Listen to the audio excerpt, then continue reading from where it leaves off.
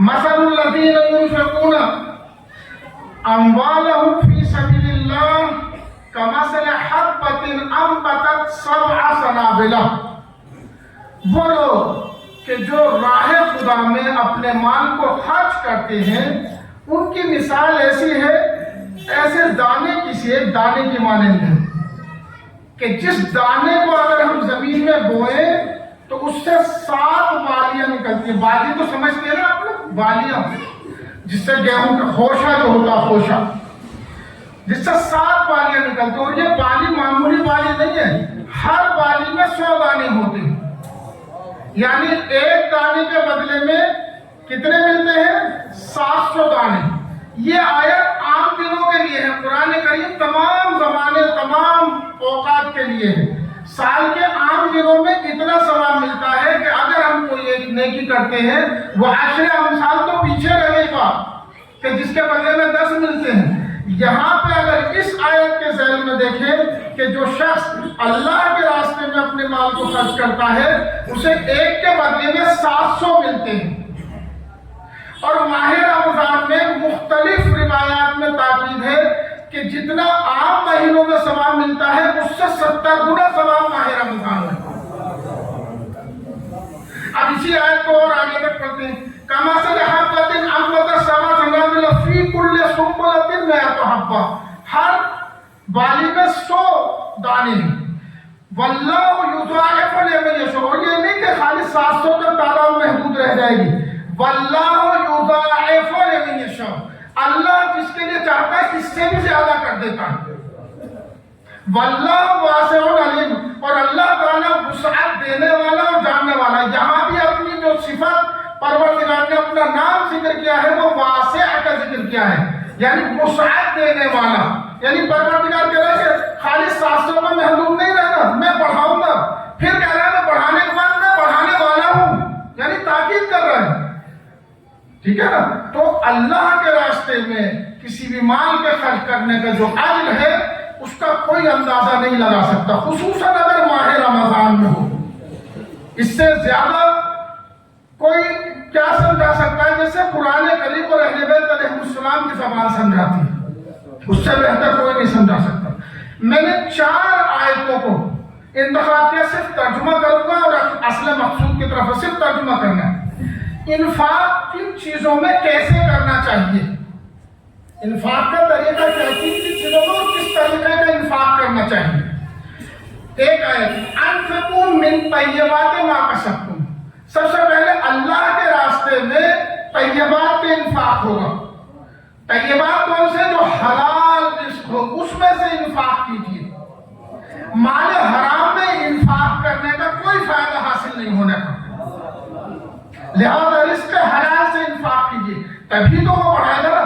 ورنہ آپ سمجھیے کہ جیسے وہ شخص جو روٹی چرا کے لے گیا تو امام علیہ السلام کے خدمت میں میں نے تو اتنے ثواب حاصل کر لیا، امام نے فرمایا نہیں، ثواب نہیں، گناہ میں مبتلا ہو، تم نے رزق حرام دوسروں کو کھلایا، یہ گناہ میں مبتلا ہونا تھا۔ تو سب سے پہلی شرط کیا ہے؟ جو بھی اللہ کے راستے میں خرچ ہو وہ پاک اور صاف ہونا چاہیے۔ دوسرا، لن تنالوا البر حتی تنفقوا مما تحبون، تم لوگ نیکیوں کو حاصل نہیں کر سکتے مگر یہ کہ اس چیز کو انفاق کرو، اس چیز کو اللہ کے راستے میں خرچ کرو جس سے تم محبت کرتے ہو۔ معاملہ انسان دولت سے محبت کرتا ہے، زمین سے محبت کرتا ہے، یا اولاد سے محبت کرتا ہے، اپنی جان سے محبت کرتا ہے، ان سب چیزوں جس سے بھی محبت کرتا ہے اللہ کے راستے میں خرچ کرو، جیسے اسلام کو ضرورت ہے ویسے خرچ کیجیے۔ تو سب سے بہتر مال، دوسری جو چیز آئی قرآن کریم کی نظر سے کہ سب سے بہتر مال جو ہے وہ اللہ کے راستے میں خرچ کیا جائے۔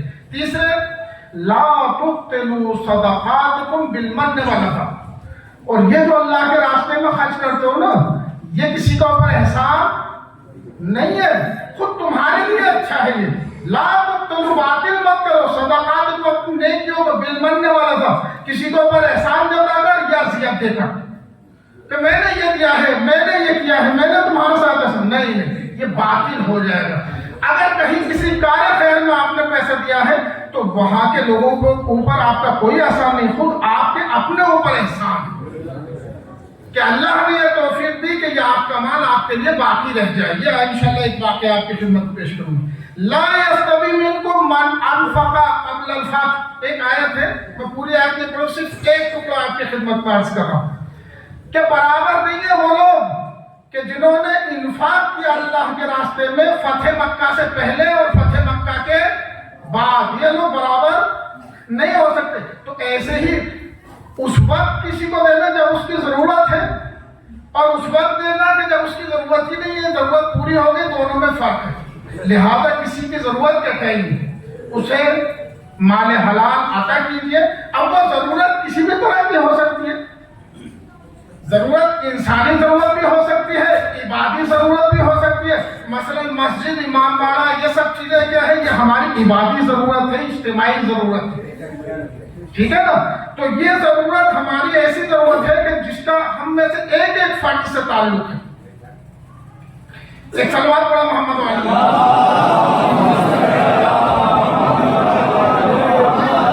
ایک واقعہ اور اسی کے ذہن میں ایک حدیث ہے، اسی کے ذہن میں ایک واقعہ مختصر صرف. رسول اکرم صلی اللہ علیہ وسلم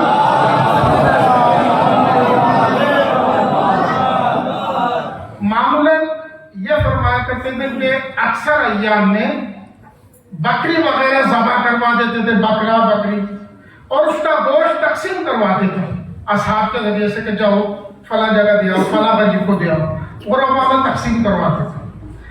اسی وقت ایک بار کا واقعہ ہے کہ آپ نے ایک جانور ذبح کروایا، ایک بکری ذبح کروائی، اور اس کا تھوڑا تھوڑا حصہ نیاز مند اور ضرورت مند اصحاب کی طرف تقسیم کر دیا.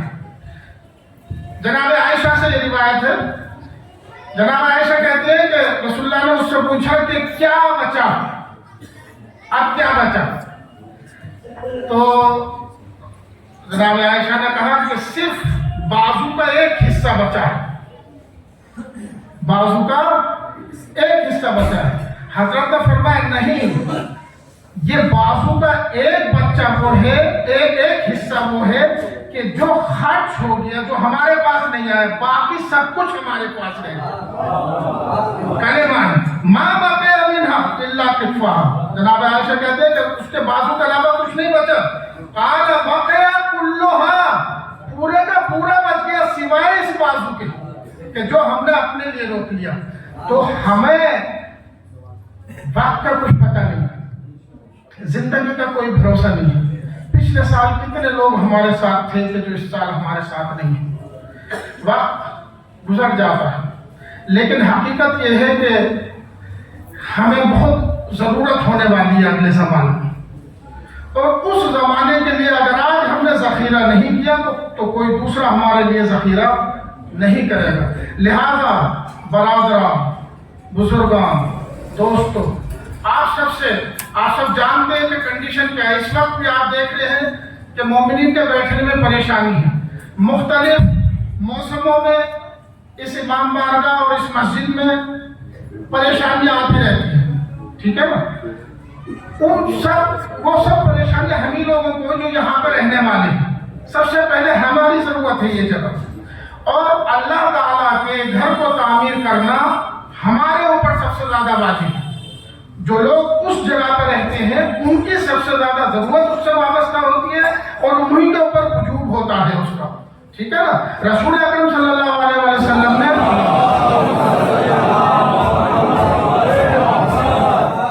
ہجرت کے بعد جو سب سے پہلا کام کیا ہے، اتنی جلدی کہ حضرت علی علیہ السلام خواتین کو لے کے ابھی گھر بھی نہیں پہنچے، رسول اللہ کے پاس تک نہیں پہنچے تھے. اس سے پہلے ہی جو سب سے اہم کام کیا ہے وہ مسجد کی تعمیر کا کام. کون سی پہلی مسجد تھی، کون بتائے گا؟ سب سے پہلی مسجد اسلام کی مسجد نہیں، مسجد سہلا نہیں، مسجد قباء. سب سے پہلی مسجد اسلام کی مسجد قباء ہے، جو مدینے کے جنوب میں ایک شہر تھا، اب تو تقریباً مدینے سے مل گیا ہے. تو وہاں پر سب سے پہلی مسجد آپ نے مسجد قباء تعمیر کرائی، اور 4 یا 5 دن وہاں پہ قیام کیا، یہاں تک کہ حضرت علی علیہ السلام مکے سے خواتین اور دیگر امانتوں کو لے کر تشریف لے آئے، اور اس کے بعد مدینہ پہنچے. مدینہ کا نام پہلے یثرب تھا. جیسے رسول اکرم کا شہر، اور پہلا کام جو رسول اکرم صلی اللہ علیہ وسلم نے کیا وہاں بھی مسجد کی تعمیر کا کام۔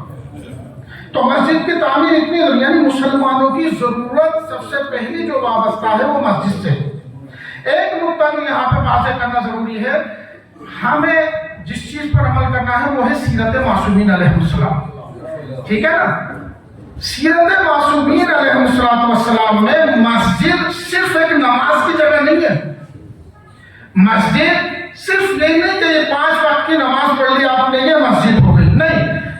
آپ دیکھیں گے رسول اکرم کے زمانے میں مسجد فیصلے کی جگہ بھی تھی، یعنی عدالت بھی تھی۔ مسجد لشکروں کی تیاری کی جگہ بھی تھی، لشکر تیار ہوتے تھے وہاں پر۔ مشورے کی جگہ بھی تھی، حتیٰ ضرورت مند اور نیاز مند جو افراد تھے ان کے ٹہرنے کی جگہ بھی تھی۔ جو اصحاب صفہ تھے، آپ گئے ہوں گے، جو لوگ حج کر آئے ہیں وہ دیکھ کے آئے ہیں کہ وہاں پہ اصحاب صفہ کے بیٹھنے کی جگہ، اصحاب صفہ وہ لوگ تھے جن کے پاس کچھ نہیں باقی بچا تھا، اور ایک جگہ مسجد نبوی میں آج بھی ان کے لیے وہ جگہ ہے، اب تو خیر ویسے استعمال ہوتی ہے، ان کے ٹھہرنے کی جگہ تھی، وہیں پہ عبادت کرتے رہتے تھے لوگ، جو بھی تھے انہیں کھانا وغیرہ پہنچا دیتے تھے۔ تو مسجد کل ملا کے ایک کلچرل سینٹر ہے ہمارا، ثقافتی مرکز ہوتا ہے مسجد۔ تو مسجد کی ضرورتیں مختلف ہوتی ہیں۔ مسجد کی خالی یہ ضرورت نہیں کہ صفحے مٹ جائے اور یہ تو 5 ٹائم کی نماز زیادہ 1-1.5 گھنٹے میں ختم ہو جائے، تو اب جو باقی گھنٹے بچے ہیں اس میں بھی تو کچھ کام ہونا چاہیے۔ تو اس میں جو ہم سیرت معصومین میں دیکھتے آئے ہیں، امام جعفر صادق، امام محمد باقر علیہ السلام، دیگر تو امام علیہ السلام کے درس چلا کرتے تھے، تعلیم و تربیت کی جگہ تھی مسجد۔ امام کے ایک درس میں نے ایک روایت میں پڑھا کہ ایک وقت میں 20,000 شاگرد ہوتے تھے۔ امام جعفر صادق علیہ السلام 20,000 شاگرد، تعجب کی بات ہے۔ تو اس کا مطلب یہ ہے کہ مسجد خالی یہ نہ سمجھے کہ نماز کی جگہ ہے، مسجد ان تمام چیزوں کی جگہ ہے جنہیں ہم عبادت کہہ سکتے ہیں۔ ہاں کچھ چیزوں میں فرق ہوتا ہے مسجد کا حکم، مسجد کا حکم کچھ، جیسے طہارت جو مسجد کا جو بھی جگہ، چاہے آپ زمین سے لے لیجیے چاہے ایک منزل لے لیجیے، فرق نہیں ہے، ایک منزل بھی آپ مسجد قرار دے سکتے ہیں۔ اگر کسی کے ذہن میں ہے کہ زمین سے لے کے آسمان تک مسجد ہوگی، وہ ایک الگ مسئلہ ہے، وہ الگ چیز بیان کرتی ہے روایت۔ مسجد ایک منزل بھی بنا سکتے ہیں آپ، ایک منزل، اب جس منزل کو آپ نے مسجد سے مخصوص کر دیا اس کے خاص حکم، اسے آپ نجس نہیں کر سکتے، اس کے اندر نجس حالت میں نہیں آ سکتے۔ جو عورتیں حائضہ نفسہ ہیں دوسری ہیں وہ وہاں پر نہیں آ سکتی، ٹھیک ہے نا، جو نجاست کی حالت میں۔ مرد بھی اگر نجاست کی حالت میں ہے اس کے اندر ٹھہر نہیں سکتا، گزر سکتا ہے، وہ بھی اگر 2 دروازے ہیں، ایک دروازے سے گزر دوسرے دروازے سے گزر جائے گا، جیسے مسجد نبوی میں پہلے ہوا کرتا تھا۔ مسجد الحرام میں مختلف دروازے، اس طریقے مسجد الحرام اور مسجد نبوی میں تو گزر بھی نہیں سکتا نجس انسان۔ تو یہ مسجد کا حکم ہے، لیکن مسجد کے علاوہ جو دوسری چیزیں ہوتی ہیں جن کے لیے پیسہ تو مسجد کے نام پہ ہی جمع ہوتا ہے، وہ سب کے ذہن میں یہ ہوتا ہے ہاں بھائی جو بھی پیسہ یہ آئے گا وہ مسجد کے امور میں خرچ ہوگا۔ مثلا مسجد میں ایک حجرہ بننا ہوتا ہے، مسجد کے مثلا جہاں پہ چپل رکھے جا رہے ہیں وہ ایریا بھی بننا ہے، جہاں پہ ٹوائلٹ باتھ روم بنے، یہ سب ضرورتیں ہیں یا نہیں؟ تو لیکن وہاں پہ وہ حکم جاری نہیں ہو، یہ حکم صرف اس جگہ پہ جاری ہوگا جہاں پہ ہم نماز پڑھ رہے ہیں، جس جگہ پہ وہاں پہ یہ حکم جاری ہوگا، لیکن پیسہ سب جگہ پر خرچ ہو سکتا ہے۔ تو دوستو بھائیو، آج تجارت کرتے ہیں اللہ تعالیٰ سے، ہم آپس میں تجارت کرتے رہتے ہیں اور اس میں نقصان بھی ہوتا ہے، لیکن یہ ایک ایسی تجارت ہے جس میں نقصان کا 1% بھی اندیشہ نہیں ہے، اس میں فائدہ ہی فائدہ ہے، اور کھل کے یعنی کم سے کم 700 گنا تو قبول کر رہے ہیں نا اس آیت کے ذہن میں، اور 700 کو اگر 70 سے ضرب کریں گے تو آپ سوچیں گے کتنا اس کا اجر ملے گا۔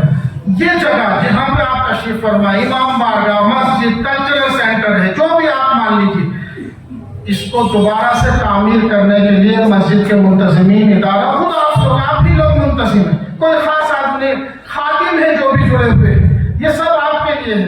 یہ جو بنے گی جگہ ہمارے ہی جو بھی عزیز و اقارب ہمارے یہاں نزدیک والوں کے انتقال ہوں گے ان کے لیے فائدہ ہے، کوئی پروگرام کریں گے ان کے لیے فائدہ ہے، خود ہم نماز پڑھیں گے بہتر طریقے سے اللہ تعالیٰ کی عبادت کریں گے، خود ہمارا ہی فائدہ ہے۔ تو سب سے پہلے ہم لوگوں کی ذمہ داری ہے کہ ہم اس میں جڑیں۔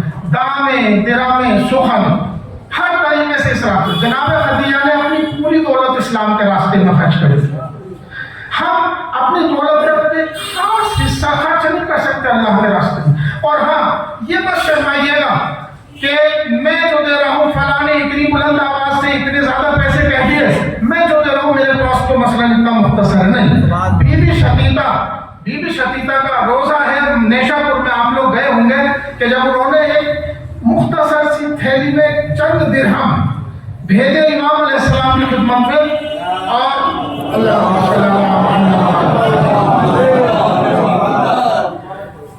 जब इमाम के नुमाइंदे ने तमाम मालो असबाब इमाम की खिदमत में पेश कर दिया, उसके बाद इमाम अलैहिस्सलाम ने कहा कि तुमने मेरी चाहने वाले का हदिया मुझे नहीं दिया।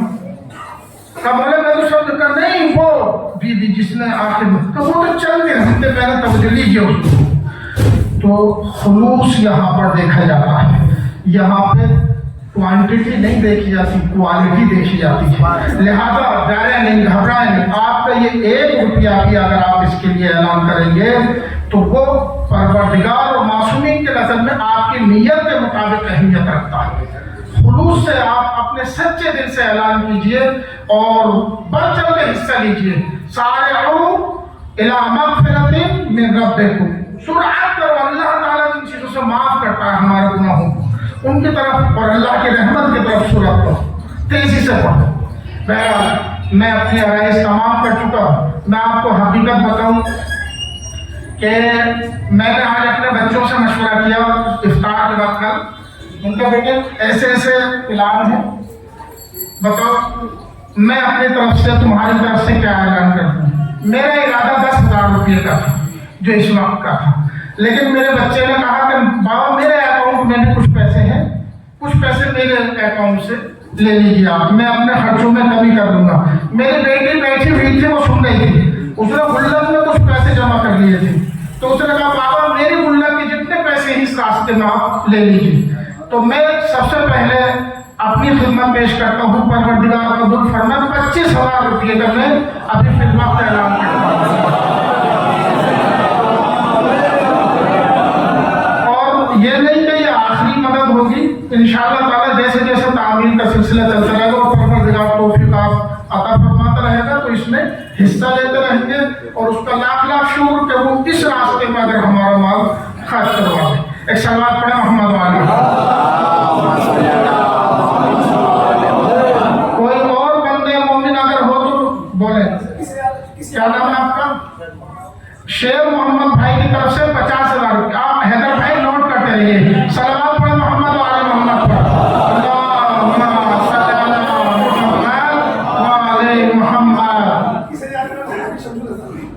जनाब हाजी शमशुल हसन साहब की तरफ से 21,000 रुपये।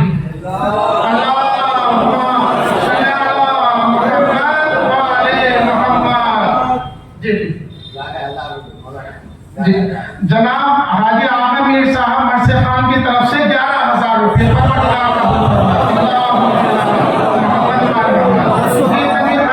हाजी तनवीर साहब, जनाब हाजी तनवीर आबदी साहब मोगानवी की तरफ से 25,000 रुपये। सलावत पढ़े मोहम्मद। 1,00,000 रुपये। 11,000। जनाब अमर भाई की तरफ से 11,000 रुपये।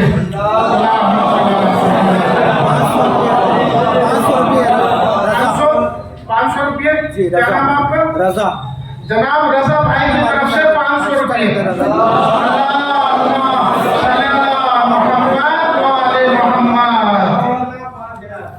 जनाब मास्टर कल्ब हसन साहब की तरफ से 1,05,000 रुपये।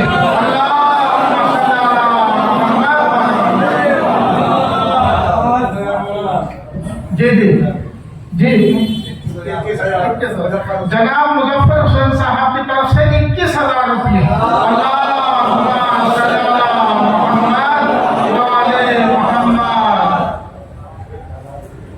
जी जी 1,000 रुपये। क्या नाम है आपका? जनाब शकील भाई की तरफ से 1,000 रुपये।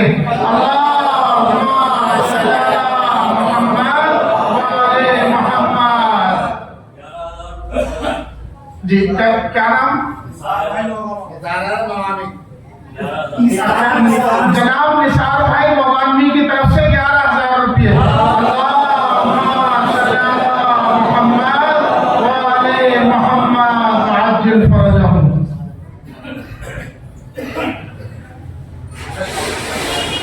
हाँ, और देखिए जो जिम्मेदार अफराद सभी को दावत है, जो भी अपना वक्त निकाल सकता है, तकरीबन 7 साढ़े 7 बजे के बाद जो हैदर भाई और शमशुल भाई वगैरह और दीगर जिम्मेदार हजरात हैं, ये जाएंगे, आप इनके साथ तशरीफ ले जाइएगा। 8:30 बजे का टाइम है, और इस चीज में बढ़ चढ़ के हिस्सा लीजिए। खाली पैसा देने का ही सवाब नहीं होता, जो इसमें अपना वक्त भी लगाएगा उसका भी सवाब अपनी जगह पर महफूज है। लिहाजा जिस तरह से जो भी इसकी तामीर में हिस्सा ले सकता है। जी क्या नाम? जनाब सफदर अली साहब की तरफ से 1,000 रुपये।